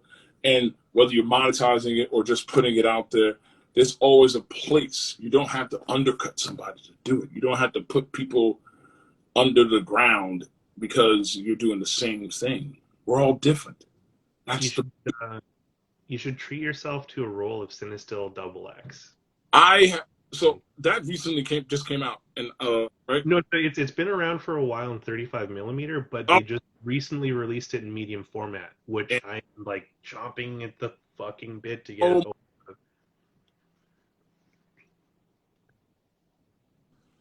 I would say 20 photographers. I know you're not really comfortable with black and white, but this 120 Cinestill you're gonna love, and I'm probably gonna get it. I have to. It's especially now. Favorite black and white stocks, man. It's and it's very forgiving. So if you're still finding your footing around black and white, it's not a bastard. There's some black and whites I've shot that are just real assholes. Oh yeah. There have been days where I'll nail Ilford hardcore, and then there are days I'm like, what in the absolute hell am I doing? Why am I doing this? I'll get it back. My lab is Gelatin Labs up here in Jersey, and I'll get it back, and I go, this was a goddamn mistake. There are times where there'll be people around me, and I'll be looking through the photos on the phone or on the computer, and I'll just start talking to myself. Where was I going with this? So I'm going to definitely try it, especially now. About 2 weeks ago, I have a 60-year-old Yashica Flex medium format camera. Actually, it's sitting right here, actually. Hold on a second. There we go. So I got this, and it wasn't in the best condition when I got it. But as is most of these cameras, people think they're broken because they're dirty. And in actuality, it was just really dirty. It had one thing wrong with it that I had to replace, but it had the part from another Yashica a long time ago that I replaced it with. And it came out great. I had a test run, so I knew that the moment I got this done, that my medium format bug was going to come back. I'm trying to avoid getting a brand new 120 only because I really love the old stuff, but I know I'm going to probably get a Bronica or something like that at some point. But I love the Shushika. It is very forgiving, but also it is very honest. It's like, you know your stuff. You're looking at this. It just takes. You couldn't tell if this thing was digital and it's a 60-year-old camera. Yeah.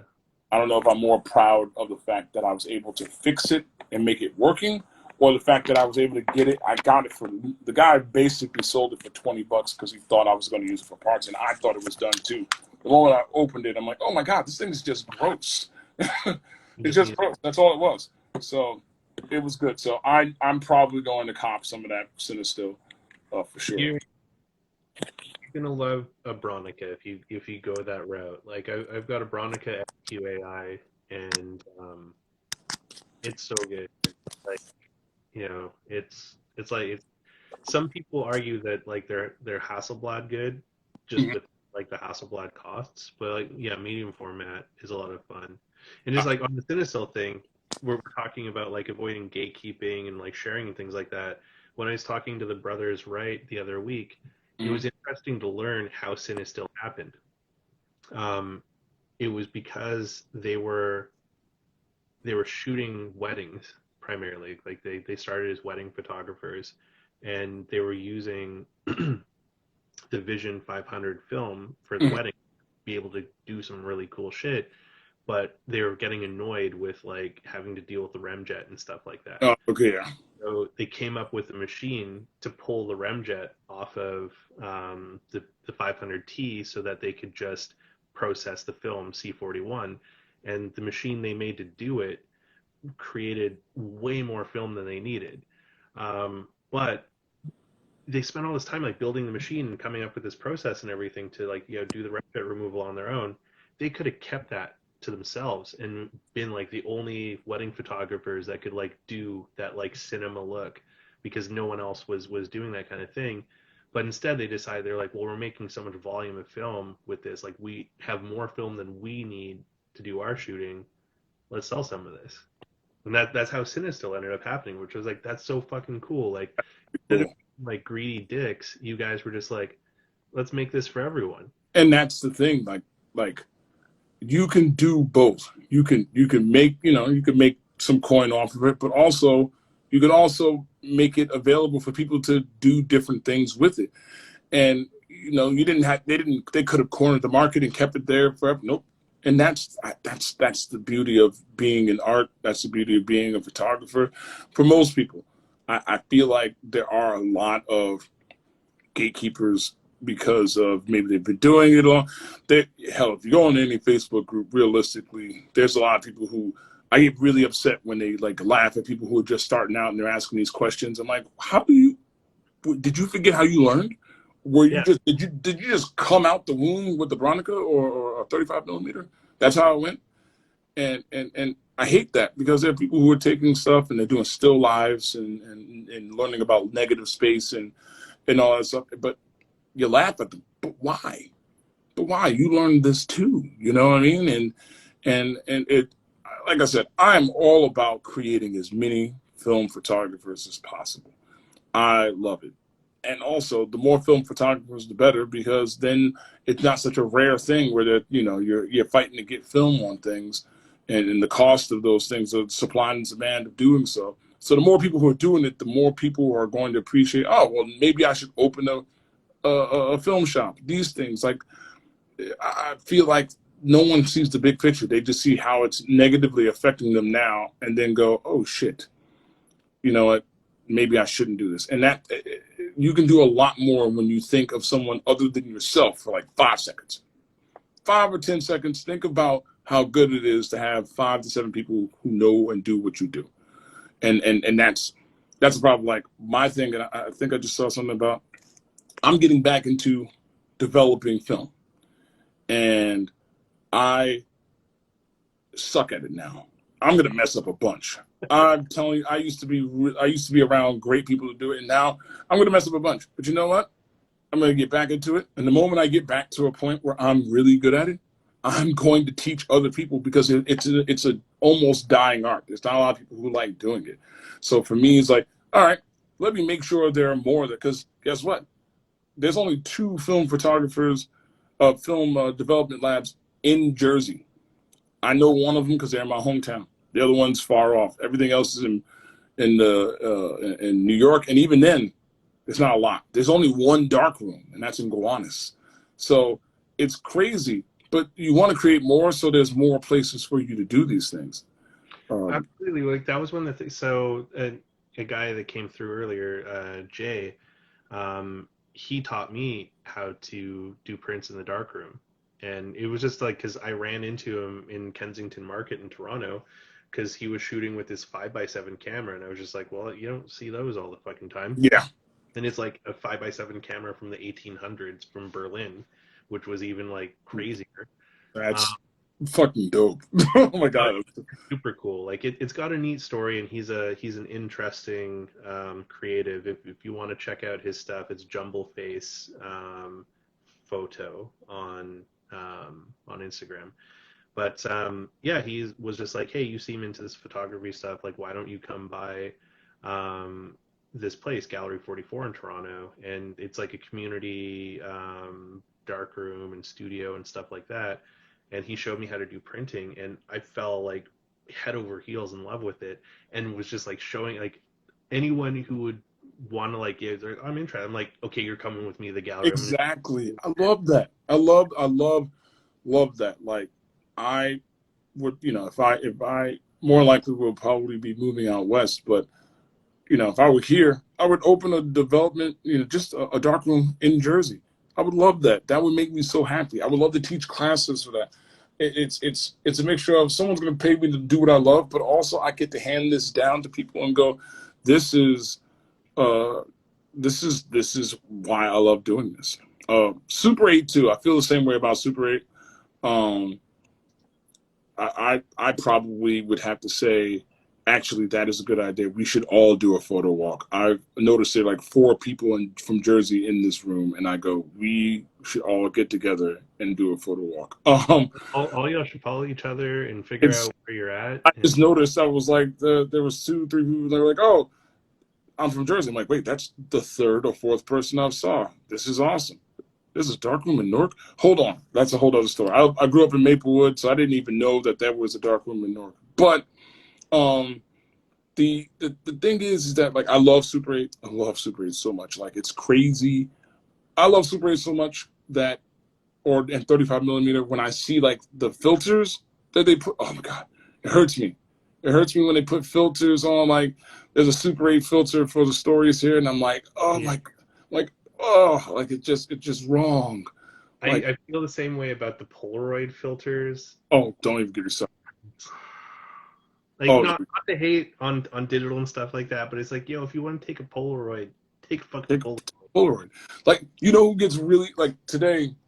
I forgot who it was. A friend of mine posted it, and the way he had posted it, it was the original, the picture in the background, like how I do, and then I'll have the Polaroid in the middle. But what he did something in particular, and the person who gets the angriest about people using potentially the fake Polaroid frame is my fiance. Just because, like, is he using a fake one? Like, that's how I know I've gotten like I'm in her brain now. Like, she's like, "That is, oh my god, is that fake? I hate that." And I'm like, "Yes, yes, excellent. You don't like fake Polaroid frames? I love it." I'm gonna confess something on here about the Uh new book. Is that the cover image oh. kind of a fake Polaroid, Hmm. but it's a fake, but it's real. So it's a scan of a real Polaroid. Okay. The image is it's a digital photo. Uh, Oh. it's a 35 millimeter photo, sorry. But what I did was I took the 35 millimeter photo, put it on my phone, put it on my Impossible lab, Hmm. and I made a Polaroid out of it, and then I I've scanned it. So it's like kind of a Polaroid, but not. But I, there's a physical, real Polaroid of it. I've kind of considered getting one of those Impossible Labs, and You then literally the day I was like, oh, I'll think about it. And then what did I do? I somehow broke my camera lens at that point and got a new phone eventually. But I was like, that was a sign. But I'm thinking about it again. But if it breaks, I'm blaming you. So here's the. I haven't had a chance to play with it yet, but I think like one of the best justifications for the lab would be if you want to mess with photo manipulations. Like Mm, I haven't had a heart to do an emulsion pull because I don't want to ruin that one photo. So it's just like what I thought the lab could be perfect for is like if you want to do emulsion pulls of things, you could you can, practice. yeah, you can make a bunch of images on it, and then you're not losing that one photo if you fuck it up or whatever. So it's like I, you really master that, or if you're like doing the Etsy thing or things like that, mm, you kind of like mass produce yeah. lips with, or you can like do emulsion lips to order kind of thing where people could send you their digital pictures. And then you can. Yeah, I give credit to people who pull. I probably only pulled off 2 emulsion lifts successfully in the couple times I've tried. But when you get it, I'm like, this is fucking dope. Like I get it. I get it. I'm interested to see what it would be like with the round frame. I'm in love with the round frames. I love the round frame. I love the round frames a lot. It's So just it's like, such a cool yeah, cool it look. just it's just so good. Like I have like when I'm done here, I'm going to literally go. I have all of my Polaroids from Las Vegas, and I'm going to scan the hell out of them over the next couple of days, and finally start to post them. And I took a lot of round frames, and I would have the thing around my neck, and you would understand. I mean, you understand this. There are people who would see that and go, "Wait, is that Polaroid?" And the conversations just go. Yeah. And it's because people think they still make those. I'm like, oh yeah, they do, and now the round frame. There's one particular type of Polaroid I wish they would bring back. A really, and no one ever says it. So they brought the duochrome back with the yellow and black. I want them to bring back the red and black. I need them to bring back. That would make me. I might cry. There, I said it. The red and black is dope. I also really liked the blue and the pink. Yes, yes. And Those were my favorites. I feel like they'll. I don't know if it'll be anytime soon, but I feel like they will. I feel like it's gonna work itself out, especially for the blue and pink. I feel like it'll it'll it'll pop up eventually, because Yeah. I think whether people notice or not, Polaroid is getting more and more popular. Um, and So controversial question for you. go on. Been coming up in other chats, but how do you feel about the Polaroid Go? Okay, I had this discussion about a week ago. Part of me is like, I'm very happy that they're trying to find different ways to appeal to people by going straight up Polaroid Instamax, essentially. Yeah. But the other part of me is like, ah, but why? Like, it's like, I like it, but also I'm not 100% a fan of it. I get the purpose of it. You're making new people and new fans. Yeah. I just think that at this point, because Instamax is not doing a great job of promoting this stuff, or people forgotten about it, it's a perfect time to do it. So I would say I'm 80-20. I'm okay with the mini. Are you gonna buy one?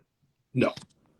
Uh, I think I'm gonna buy one. I'm curious about it, and I think I would probably buy one when I see someone, like if you bought one, because I look at your stuff all the time. If uh, you bought one and if it came out really cool, I'd be like, God damn it. All right, you know what? Let me see what this is. And then listen, I'll probably. I'll tell you why I want to buy one. Because giving away real Polaroids to strangers is really fucking expensive. Yes, it is.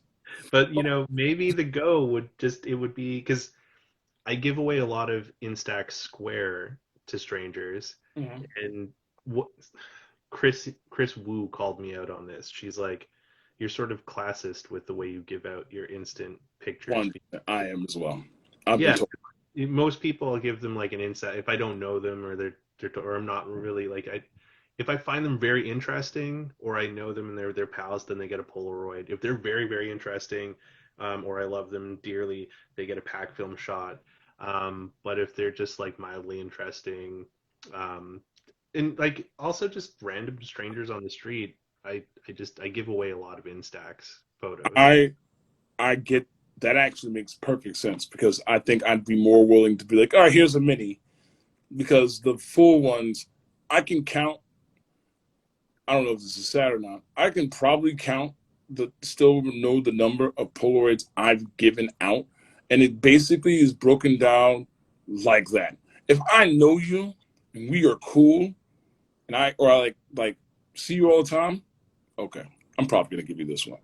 If you are someone I'm like, okay, if I see you cool, mildly interesting, basically, I I probably won't. If they at that point, they'll have to ask me. They'll have Yeah, to say if I get to walk away, I'll be like, oh, I'll send you the scan. Like I just, I like here's my card. I'll send you the scan.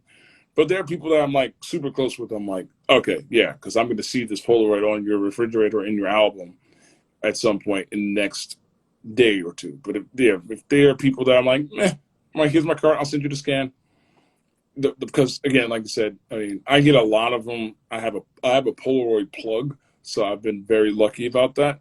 But they're yeah. still costly, so I'm like, I'm not gonna just give this to anyone. But I still have a pretty good track of the number of Polaroids I've probably given out. I've totally lost track. Like, yeah. Well, like one of my favorite things though with people that so like this is one half of a set of photos. So with people that I really love and appreciate that I haven't like if I haven't seen them in a while, I'll always take two photos. Yeah. And it's like we're gonna play a game. I'm gonna take two photos. You get to pick which one you want to keep, and then I keep the other one. Yep. So we both have like a memory from this moment kind of thing, um, which has been kind of a fun game. The Just pack ones, I'm telling you right now, you're a nice guy. Pack ones, I'd probably be like, no. Like, can I have? No. well, so Absolutely not. here's the thing with the pack ones though. Like I've been thinking a lot about it. And it's like I could solve a lot of not a lot, but like some of my financial stress right now if I sold all of my pack film stash. But the way it makes me feel when I shoot it is priceless. Like I can't put a dollar value on that. And That's the thing. when I give someone a pack film, like when they see it peel apart and just like that moment when they're just like holy shit, like they're seeing like the image as it's like Uh-huh. spreading, and they're just like like that is like worth all the money in the world. That moment there, and that's One why of I the create so many of the pack film shots.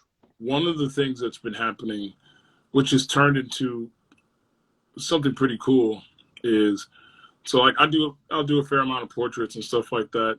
And what I've noticed is that I've had people ask me to do Polaroids, and most of them, some models and stuff like that, they'll do Polaroids, and I can take them back and I'll scan them.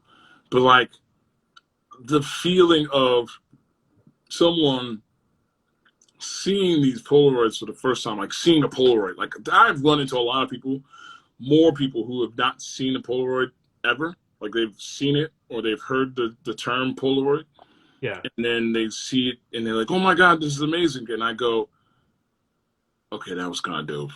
Like, all right, right.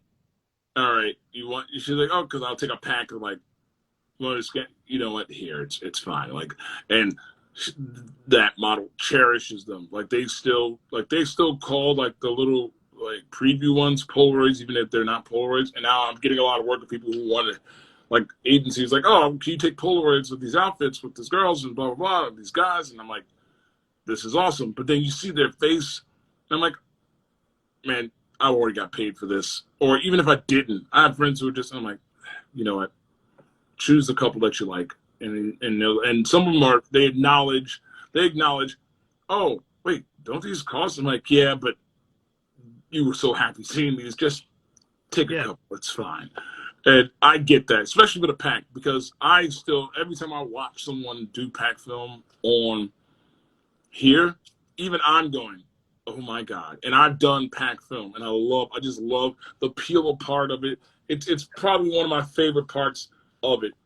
I'm more mad I don't do more pack film, which will probably change in the very near future. I I'm sad for the day that I run out of it. Yeah, And like, I it'll probably be like next year, something like that. well, you know that because oh man, oh, that's rough. But it's just like it's totally worth it because I've thought about selling it so many times, but it's like I like giving them to people, but I also like being able to shoot it. And if I sell it, then I can't shoot it Yeah, you anymore. can't shoot it. Yeah, I think And I can't afford to rebuy it either. I think I have in my mini fridge. I think I have a shelf. I've been sitting on at least two rows deep of maybe about 6 or 7. Yeah, I would say about 6 or 7 of them, and I've gone through probably two in the last pandemic was probably my high mark for those two. Dang.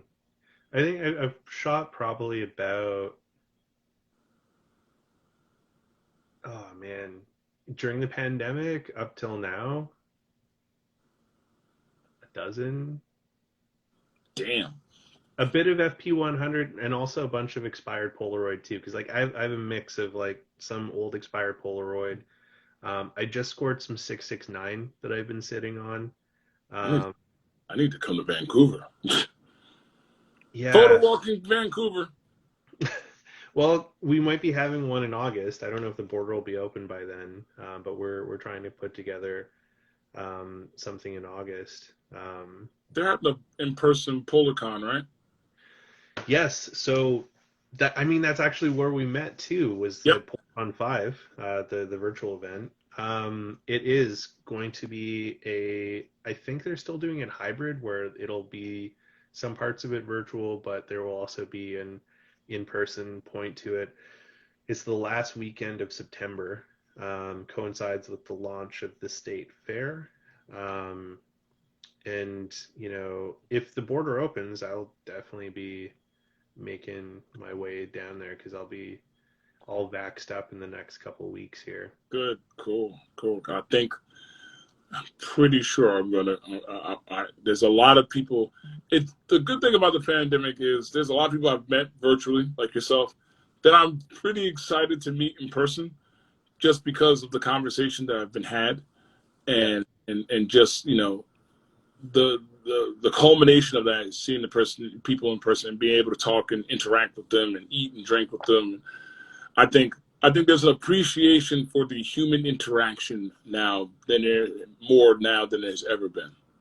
Yeah, like that's also been like another thing from the pandemic too, is just like, we're social creatures. And pre-pandemic, a lot of us sort of spent a lot of time willfully in our own boxes and Yep. avoiding other people. And I'm a fairly introverted person myself, even though I do this kind of stuff. Like, I need a lot of recharge time. And Hmm. I was kind of just like, okay, I don't want to be home anymore. Like, Yeah.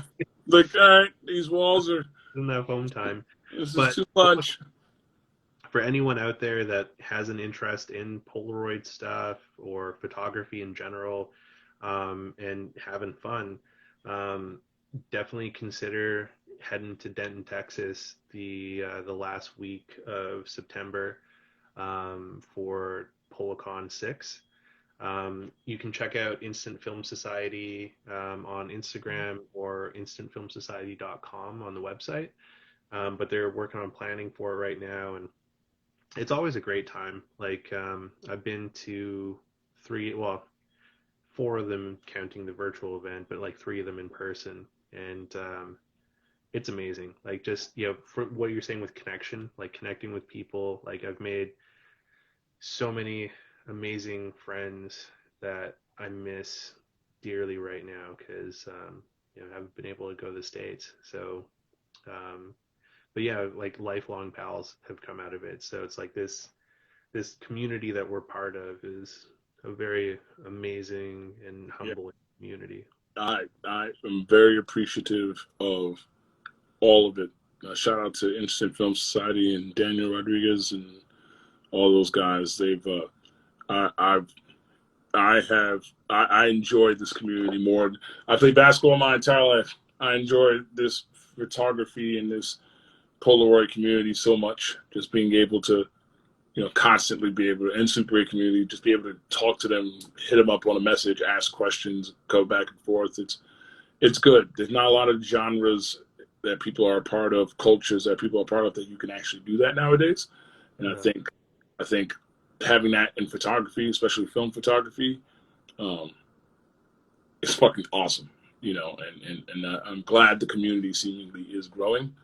And I'm glad to see that people are taking an interest in this more. And like I said, more film photographers. Like nothing against digital. I shoot digitally all the time because shooting in film is expensive as hell. This But is the guy right here. yeah, I'm digital right now. yeah, shoot digital. But you see that face you made? But you like digital? You're like, yeah, digital, because you make Well, that face. You know, so my digital camera also says poser on it. exactly. So you don't mean to make that face, but you do. Meanwhile, like I'll get off of here, scan my Polaroids, probably reorganize this film refrigerator, and be super happy doing it because I got some expired stuff. I got Nice. some Venus stuff from Japan that I'm really excited to shoot. But it's a great community. It really is. I mean, it's a niche community because there's not a lot of us, but that is quietly going away. Um, But it's and a great community because of people like you. I appreciate that. That means a lot coming from you. That really does. That means a lot. And I'm excited about the book. So September, you were saying it's September, yep. Actually, the written part of it is basically done, and I've kind of gone through all the pictures and kind of wrapped them around. I'll probably do one more run through, but end of September, I think it'll be at the same time as Polacon the 6th, so I might come down there and I'll have a couple of copies as well. well, And that'd be great. One of the great things about Polacon is there's always a zines and things marketplace. yeah, So you can have a table there and pawn some of them off. exactly. So I'm really excited. It's I hope they let you out of Canada. I hope the border opens up. I have two friends who are up there. One's out in Ottawa, and they're basically going stir crazy. So I'm happy. I'll be very happy for you guys when you guys are able to get out there and go. Definitely. Well, dude, I appreciate you rolling in and spending this time with me. And No problem. I was super amped about being asked to be on it. And it means a lot to me to be on it. And whenever you do it again, if you feel like it, I'm down. This was really cool. well, I might start bringing new people in when or getting guests to come revisit if I start running out of new guests. I am, though, going to have a prior guest on an episode in the future here. Jason Moore, who rolled in earlier, he was guest number one. Oh, wow. And he reminded me that the 1 year anniversary of Photography Chats is coming up in August. Oh, So wow. we're going to have a special anniversary episode That's good. where Jason and I will actually talk about photography this time. His episode, I think we talked more about Nicolas Cage than we did about photography. Nick Cage has that effect on people, 100%. He does. Like it happened on my call with, or not on my chat with Chris last week. Jason rolled in and made a comment, and then we talked about Nick Cage for like 15 minutes. Not surprising. You're just sitting there. You could have a whole thing based off of just Face Off alone. I totally get it. That's what we're talking about. Yep. We're talking about Face Off. It's like I want to take his face off. Oh, I'm like, And he's like, I'm ready for the big ride, baby. I'm gonna go watch that now. Forget everything I was gonna do. I'm gonna watch that. It's been so long. That one and Snake Eyes might be my two Yes. ones in. Yeah, like he plays douchebags really well. Really, really well. Really, really well. It's almost like he might be one. Apparently, like an old best friend of mine, she was obsessed with Nicolas Cage, and he was filming something in the area that we are living in, and she is like desperately wanted to like hunt him down and meet him, but we never ended up getting the chance to come across. I have some friends who worked with him, but I've never asked. I'm gonna ask them one day. When they tell me they're like, "Ah, he's an asshole," I'm like, "Damn, bro, I got some bad news." But he might be a nice guy, so I'm gonna figure that out because I have a lot of people who've worked with him on something before. What was that last movie you did? The horror movie, Mandy. I think it was Mandy. Oh yeah. Yeah, I'm gonna ask him how he was and report back to you. All right, I'm curious to hear about that.